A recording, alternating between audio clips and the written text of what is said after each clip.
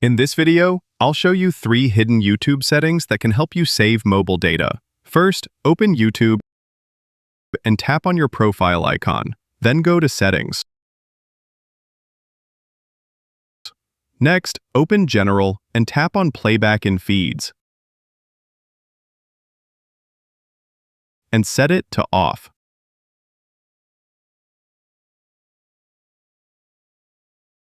Now go back. Scroll down and tap on Data Saving.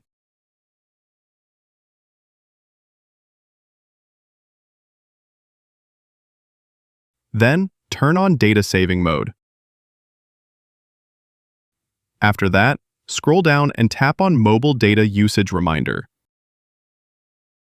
Set it according to your data package. I'll set mine to 500 megabytes, and press OK.